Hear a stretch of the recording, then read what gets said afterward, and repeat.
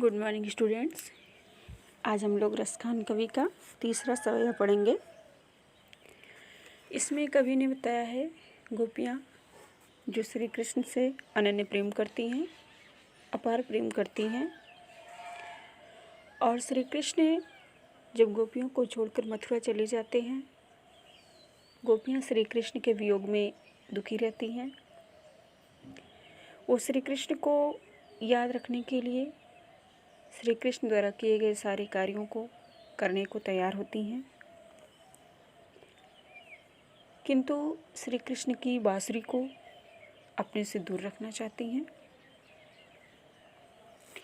मोर पखा सिर ऊपर राखियों, गुंज की माल गरे पहिरोंगी, ओढ़ी पीतंबर लय लकुटी, बन गोधन ग्वारिन संग फिरोंगी। भाव तो ओहि मेरो रस खानी, सो तेरे कहे सब स्वांग करोंगी। या मुरली मुरलीधर की, अधरान धरी अधरान धरोंगी।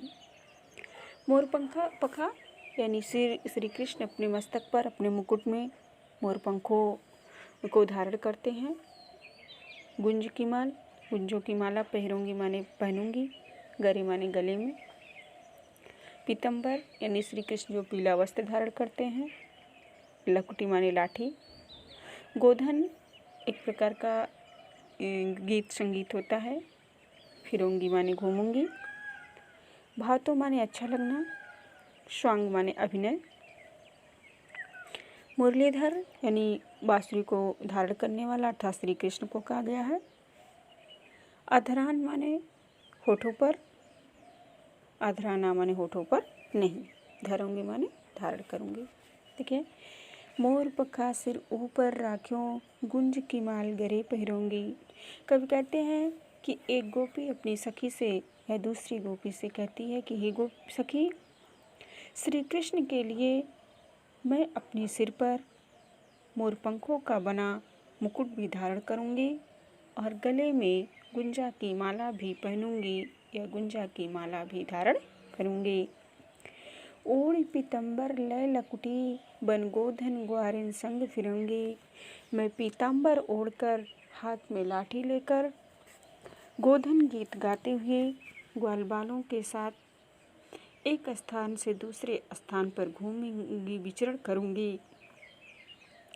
भाव तो ओहि मेरो रस खानी, सो तेरे कहे सब स्वांग करूंगी। भाव तो वही कि सखी, श्री कृष्ण मुझे अच्छे लगते हैं, इसलिए श्री कृष्ण के लिए तुम्हारे कहने से मैं सारा अभिनय करने को तैयार हूँ।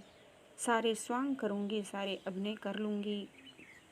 या मुरली मुरलीधर की, अधरान धरी अधरान धरूँगी। किंतु जो श्री कृष्ण की बांसुरी है, तुम्हारे कहने पर भी मैं उस बांसुरी को अपने होठों से नहीं लगाऊंगी, अपने होठों पर नहीं रखूंगी। कहने का तात्पर्य है कि श्री कृष्ण हमेशा बांसुरी को अपने साथ रखते हैं और उस बांसुरी गोपियों को लगता है कि वे बांसुरी के कारण ही वह उनसे दूर हो गए हैं, इसलिए गोपियाँ बांसुरी को अपना सौतन मानती हैं और इसीलिए बांसुरी को स्वयं से दूर रखती हैं। फिर से देख लीजिए। मोर पखा सिर ऊपर राखियों, गुंज की माल गरे पहिरोंगी।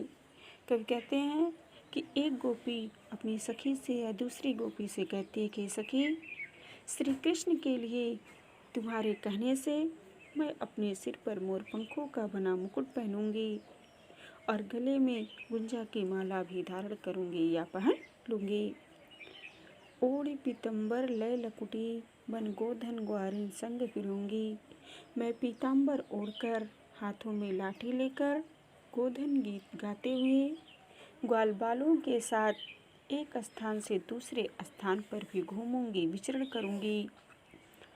भाव तो ओहि मेरो रस खानी, सो तेरे कहे सब स्वांग करूंगी। ये सखी, श्री कृष्ण मुझे अच्छे लगते हैं, इसलिए तुम्हारे कहने से मैं श्री कृष्ण के लिए सारे नाटक, सारे अभिनय करूंगी, सारे स्वांग करूंगी। या मुरली मुरलीधर की, अधरान धरी अधरान धरूंगी।